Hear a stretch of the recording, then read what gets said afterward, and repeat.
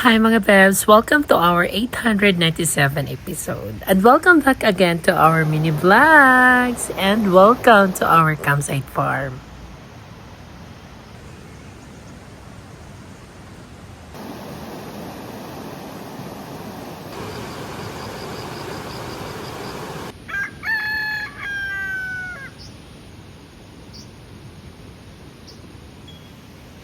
Thank God, sobrang ganda ng weather today. Ito yung gustong gusto ko dito sa The Island Nature Spring. Pag sobrang tirik yung araw, grabe, sobrang nakaka-relax talaga at lalo-lalo na hindi maputi yung ating campground. At dahil sobrang tagal ko na atang na-hold itong best friend ko dito sa The Island Nature Spring para makapag-rest. Kaya naman today, makakalaya na siya. Preso ito, oo. Good morning, Marangalians. So ayan, uwi na muna si Beshi.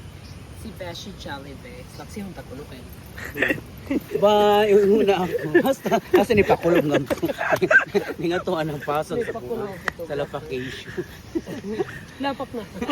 Ay, mamamiss ko. Pero babalik ako by 27 kasi birthday ni Mother on January 29. Kaya tatumbling ulit ako i-split sa bay hula hoop. Sabay fardan sa may kasamang tumbling. Jackie Chan. Alam mo, sinun ko na ko din. Buka ka lang.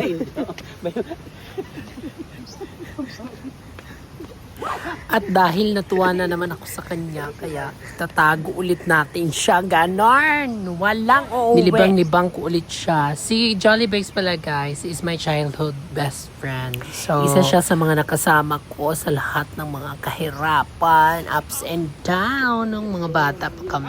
Hindi na kawin yun. Balik ko.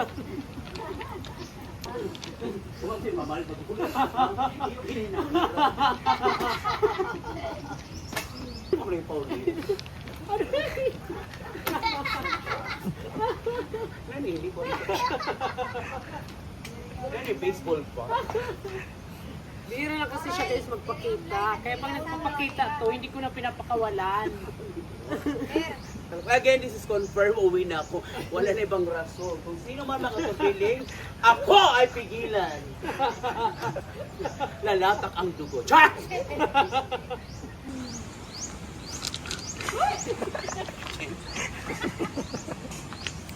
Please follow Jollybex guys. Sabi ko nga sa kanya, karirin niya na yung pagbablog kasi grabe, pagkasama ko talaga siya, wala kaming dull moment.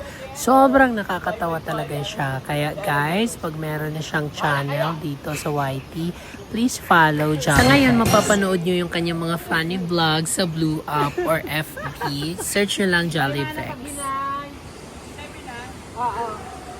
At dahil back to Ratchada na tayo today, kaya sinimulan ko na kaagad gumalaw-galaw dito sa ating farm. Sa tulong ng ating team or the island staff. Tama na ang haya-hayahay today. Yes, igalaw-galaw natin itong mamantika nating pangangatawan. Charles Keme.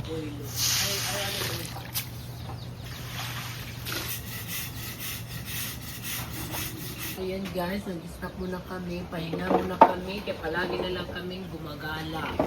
May bumibili ng mga kokolan, umakyat ng mga kaigangan, mga kabukiran, suot-suot. Ngayon, pahinga muna ako kasi parang sumama ang pakiramdam mo, panay na lang agi. At habang nag-snack kami ni Grace, naisipan kong pagtripan ko siya kasi mali-mali din to si Grace. Pero level 1 pa lang yung pagkamali-mali namin dalawa.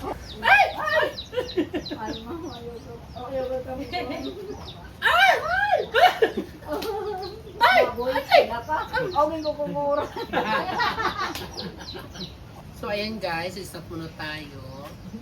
So ay ano namin is gardenia. With peanut butter. Aray! Aray! Ay! Aray! Okay, pigre. Pigre siya. Naglalabas.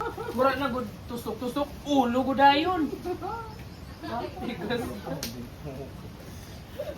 After namin mag-snack at magpahinga, back to work na ulit kami. Pinapanitili kasi naming malinis yung kapaligiran, lalong-lalo na yung campground at yung ating mga rooms. Ang dami nagtatanong bakit kailangan everyday namin linisin ang buong farm.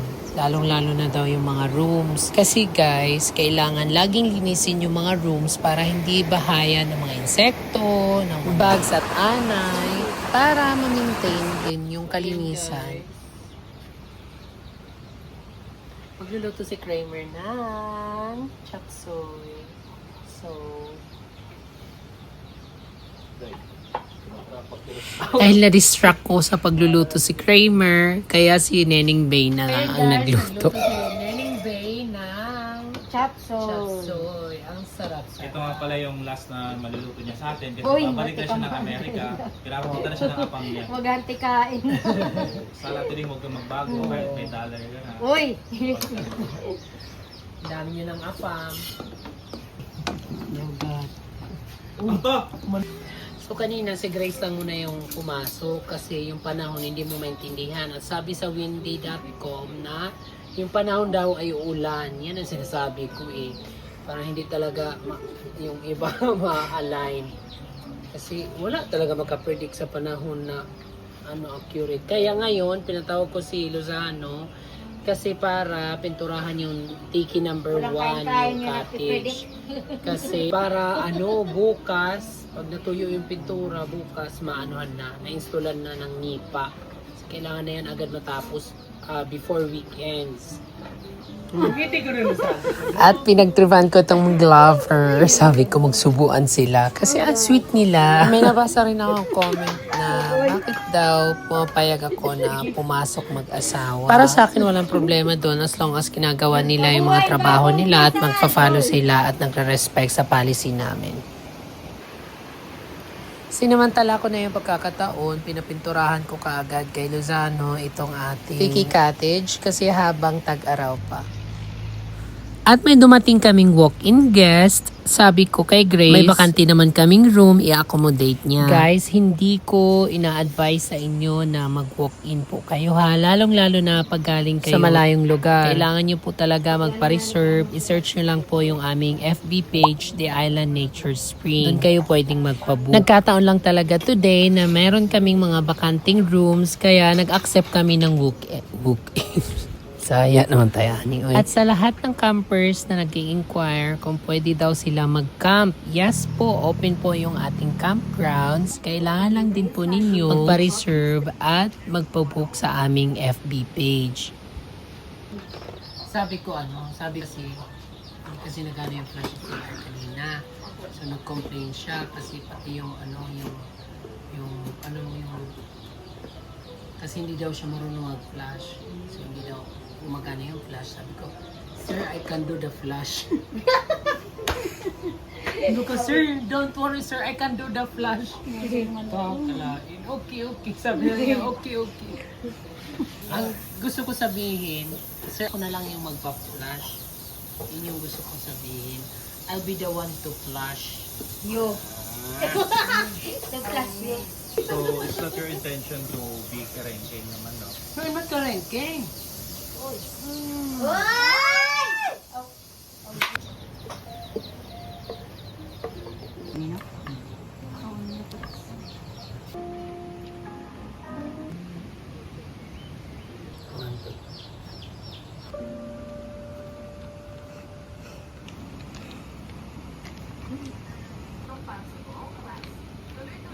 So ayan mga best, pinakawala na namin yung mga lovebirds. So ngayon, tatanggalin na namin yung mga lovebirds house para dito ilagay na yung mga tortoise. Ang lalaki na kasi nila, pwede na daw sila ilagay outdoor or sa ganitong bahay-bahay.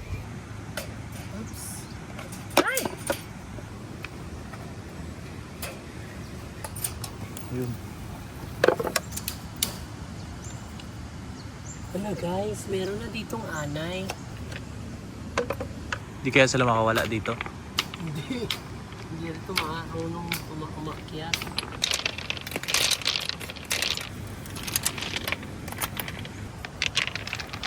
Kailangan talaga kay pagkakagtol niya. Kailangan i-disinfect. Ang daming mga ants. Bugs.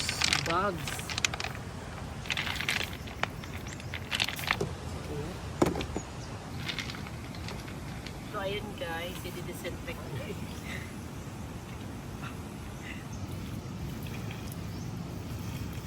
So ayan guys, ilalagay na natin. Ilalagay mo kung ba't. Ano, may mga langgam. Hindi sila namatay sa disinfection. Hello. Daw. Kabali ka no. Sarap po kakuhan. Sapat.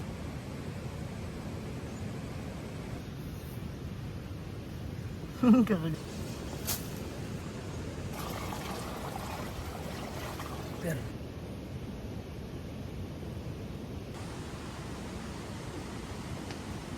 Uy! Oh, pumunod ko. Guys, break time! Ginagawa ko na.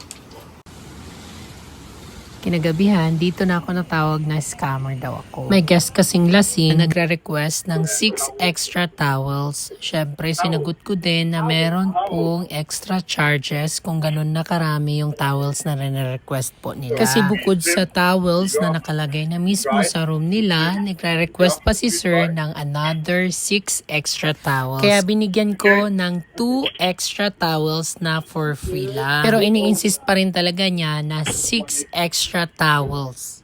How much you want? I give you money. This is beef. Don't worry, sir. It's for free. I'm asking for 6 pieces. How much money do you want? No problem. It's okay if one towel or two, but if up to 5 towels, I have to ask for extra charges, sir. I can give you 2 additional free towels. So 100 per extra towel. Yes, sir. If you ask for 5 towels, you pay 300. That's the 2 towels is free. Bad rating. Yeah. Hanggat sa binantanan niya ako ng bad rating daw sa On Google. Google Maps. Bad rating. I will do. Why, sir? Scam. No, sir. I'm not a scam. It's a scam. I'm sorry, sir, if I don't meet No, it's insane. Grabe, nag-explain na ako na it's consuming sabon, manpower, lalo-lalo na ang layo-layo ng pinamimilihan namin. At buti din sana kung libre yung pagpapalabak ko. I'm not scamming you, sir. Kung ano-ano nang tinawag sa akin, scammer, bullshit. Kaya kailangan kong i-handle in a professional way na kalmado at hindi man lavan. Ganun kasi talaga. Kailangan mo i-handle in a professional way, lalo-lalo na pag nasa customer service You have to remain politely and kalmado. Dahil customer is always right to a right customer. Abangan nyo pa yung susunod na mga nangyari. Stay tuned. See you again. Besos.